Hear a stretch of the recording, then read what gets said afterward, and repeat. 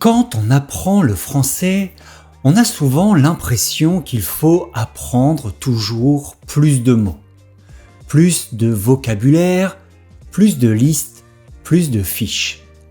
Et pourtant, beaucoup d'apprenants vivent la même frustration. Ils connaissent énormément de mots, ils comprennent bien quand ils lisent ou quand ils écoutent, mais au moment de parler, tout se brouille. Les mots ne viennent pas, ou ils viennent mal. Et on se dit alors, je n'ai pas assez de vocabulaire. En réalité, le problème n'est presque jamais la quantité. Le vrai problème, c'est la façon dont ces mots ont été appris. D'abord, il y a 2 règles simples qui changent vraiment tout quand on apprend le vocabulaire. La première règle, c'est prioriser. Tu n'as pas besoin d'apprendre tous les mots du français. Tu as besoin d'apprendre les mots utiles pour ton niveau et utiles pour ta vie. Les mots que tu peux utiliser pour parler de ton travail, de ton quotidien, de tes idées, de tes problèmes, de tes projets. Un mot rare que tu ne réutilises jamais n'aide pas ton français à avancer. Alors qu'un mot simple, tu vas l'utiliser souvent. La deuxième règle, c'est approfondir. Il vaut mieux connaître 200 mots très bien que 2000 mots mal. Des mots que tu reconnais mais que tu n'oses jamais utiliser. Des mots que tu comprends à l'écrit mais qui disparaissent dès que tu parles. Le but n'est pas d'accumuler. Le but, c'est de maîtriser. Et c'est là que beaucoup de personnes, beaucoup d'apprenants se trompent. Ils pensent, en fait, qu'il manque de vocabulaire. Alors qu'en réalité, il manque surtout de vocabulaire actif. Avant de continuer cet épisode, j'aimerais te parler d'un programme d'entraînement en français, le French quotidien.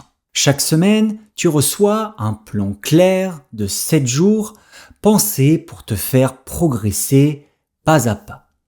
Tu y trouveras du vocabulaire utile et facile à réutiliser, des expressions de compréhension, des exercices d'écriture, de l'oral, une vidéo pour lancer la semaine et chaque jour le mot du coach pour rester motivé sans pression. Tout ça en seulement 15 à 20 minutes par jour. Tu peux le découvrir avec le lien juste en dessous dans la description. Maintenant que les règles sont claires, une question revient souvent.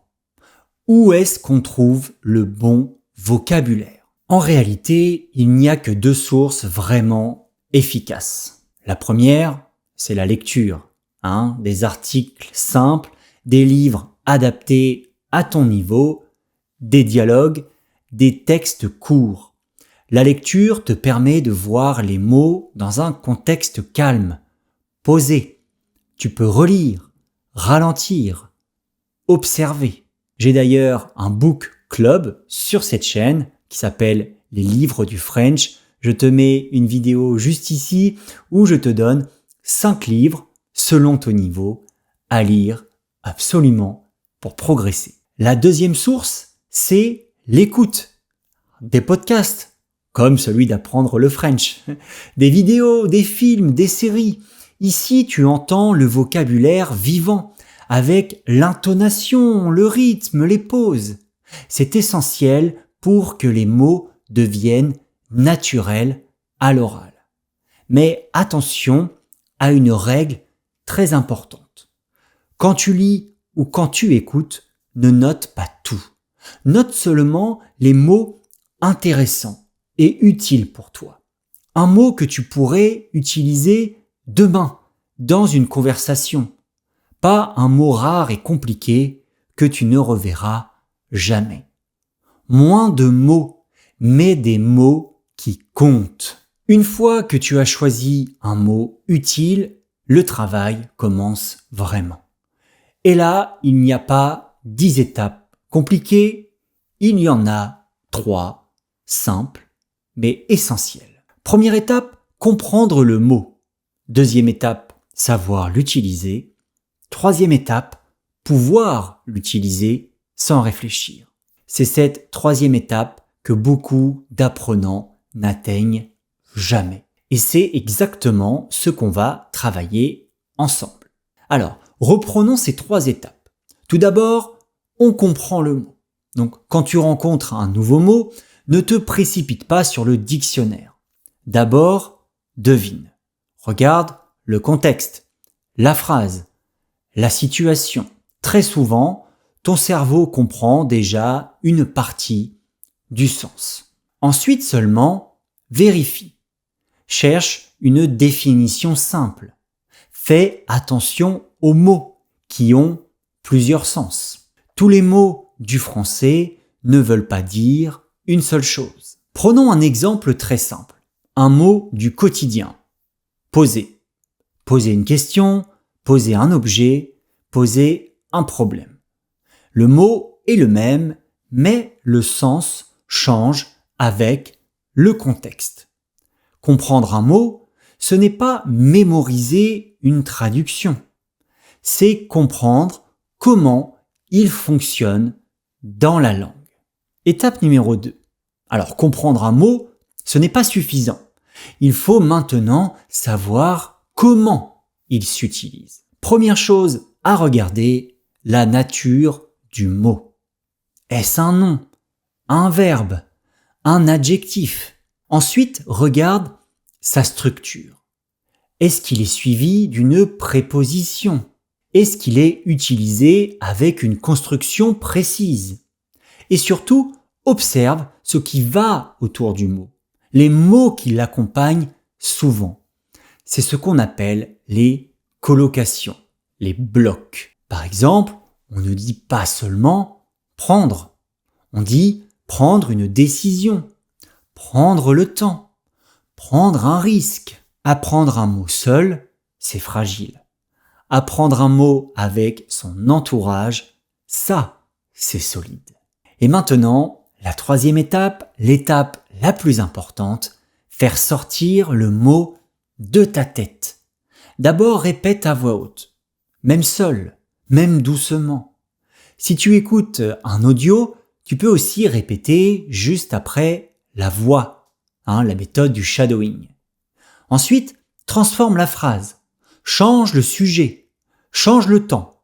Je, tu, il, au présent, au passé. Et enfin, crée 3 phrases personnelles.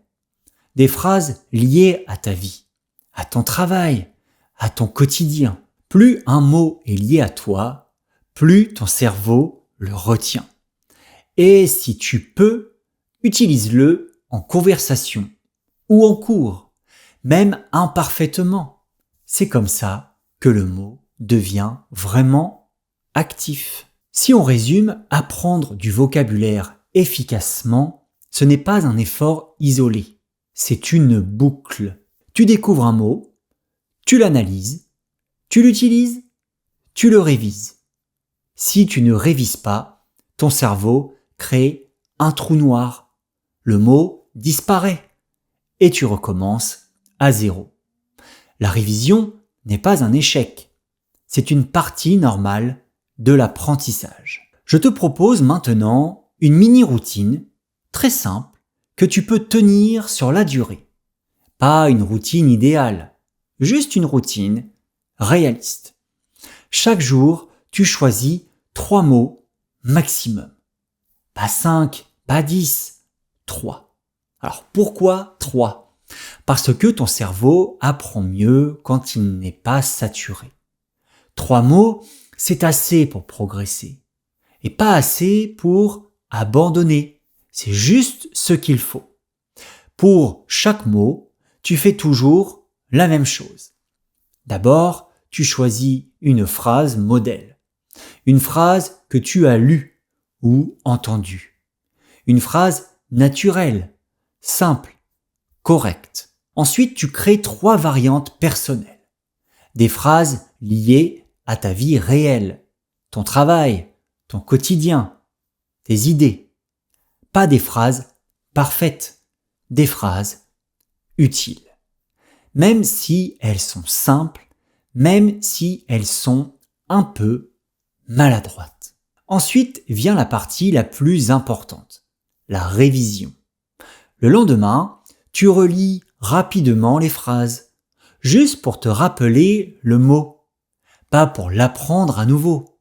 Quelques jours plus tard, tu fais un deuxième rappel. Tu relis, ou tu essaies de refaire une phrase sans regarder.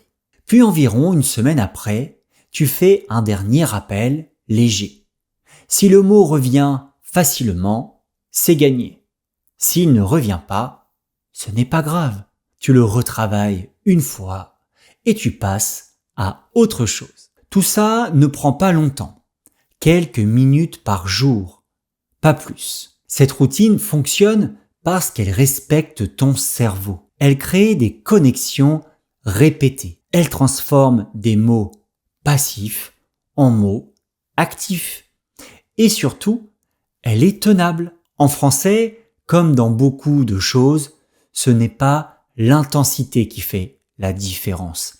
C'est la constance, la régularité.